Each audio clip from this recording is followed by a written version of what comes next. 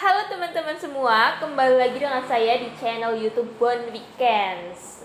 Baiklah, kali ini saya ingin ngajak kalian semua untuk membahas tentang hal-hal apa aja yang bisa ngebatalin kalian di pemberkasan akhir CPNS. Pastinya untuk kalian semua peserta seleksi CPNS, kalau misalnya udah ngelewatin SKB, udah lulus SKB, terus masukkan ke pemberkasan akhir, pasti kalian semua berharap diterima kan?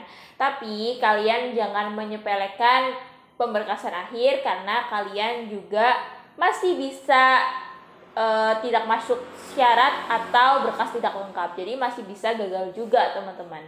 Baiklah, sebelum kita bahas lebih lanjut, jangan lupa buat support selalu channel ini biar kita semangat bikin kontennya. Caranya gampang banget. Caranya tinggal klik like, tinggalkan komentar, serta subscribe. Jadi teman-teman, kalau menurut saya di pemberkasan akhir itu kalian harus berusaha semaksimal mungkin juga dan teliti agar kalian tuh bisa lolos pemberkasan akhir dan mendapatkan SK CPNS teman-teman. Jadi ya intinya pemberkasan akhir kayak susah-susah gampang lah. Intinya kalian harus teliti, harus fokus dan harus memenuhi seluruh kriterianya. Terus sekarang aku mau bahasin apa aja yang kemungkinan bisa bikin gagal di pemberkasan akhir. Yang pertama itu ditemukannya kualifikasi yang tidak sesuai. Jadi maksudnya apa sih kualifikasi yang tidak sesuai? Jadi kualifikasi di sini kita kembali lagi seperti di awal seleksi administrasi. Yang pertama itu seperti umur, yang kedua seperti akreditasi prodi atau akreditasi kampus. Terus yang ketiga kayak kesesuaian program studi. Terus kayak sertifikat tambahan kalian untuk formasi-formasi tertentu. Itu akan dicek dari kesesuaian kualifikasinya teman-teman.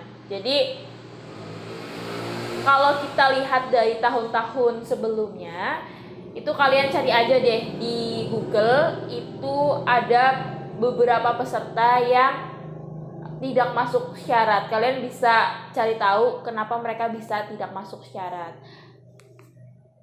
Jadi intinya kalian harus yakin kalau misalnya diri kalian itu memang benar-benar sesuai dengan kualifikasi formasi yang tertera pada saat pembukaan seleksi CPNS di formasi kalian. Nomor 2 yang mungkin bisa mempengaruhi kegagalan di pemberkasan akhir yaitu perbedaan data riwayat hidup atau DRH dengan lampiran dokumen yang dikumpulkan. Jadi nanti pada saat pemberkasan akhir pada seleksi CPNS sebelumnya itu menggunakan daftar riwayat hidup, di mana kita harus mengisi daftar riwayat hidup tersebut ya teman-teman. Intinya dari daftar riwayat hidup itu ada pendidikan, terus ada data diri dan sebagainya. Itu harus diisi sesuai dengan dokumen kalian teman-teman. Jadi jangan sampai saat diverifikasi nanti dari DRH dan dokumen-dokumen yang kalian lampirkan itu berbeda teman-teman. Tentunya untuk mengisi DRH juga kalian harus teliti dan fokus karena banyak aspek yang harus diisi gitu. Jadi nanti tunggu aja arahan-arahan selanjutnya dari BKN.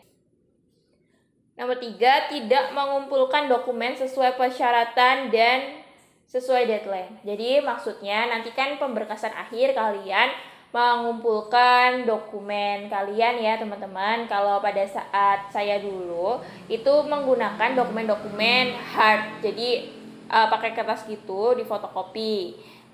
Jadi intinya kalian harus mengumpulkan sesuai yang dipersyaratkan oleh instansi kalian. Misalnya ada ijazah, ada surat kesehatan dan sebagainya, itu sesuai dengan persyaratan nantinya. Dan jangan lupa itu dikumpulinnya sesuai dengan deadline-nya. Jangan sampai kalian juga telat untuk mengumpulkannya. Nanti kalau misalnya kalian telat, siapa tahu mempengaruhi hasil dari pemberkasan akhir kalian, teman-teman. Yang nomor 4, itu dokumen tidak sah atau valid. Jadi usahakan apa yang kalian lampirkan itu adalah dokumen-dokumen valid dan sah, teman-teman. Jadi jangan sampai kalian mencoba untuk memalsukan dokumen kalian.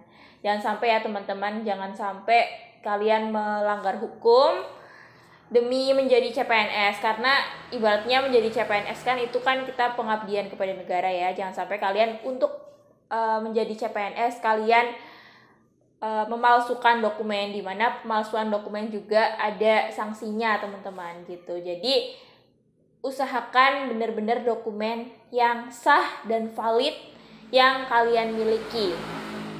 Baiklah, sekian dulu video kali ini, semoga bisa bermanfaat ya teman-teman. Itu adalah kemungkinan-kemungkinan yang bisa menggagalkan kalian di pemberkasan akhir. Semoga yang nonton video ini kalian semua udah lolos di SKB, terus masuk pemberkasan akhir, dan selanjutnya tinggal menunggu NIP-nya turun.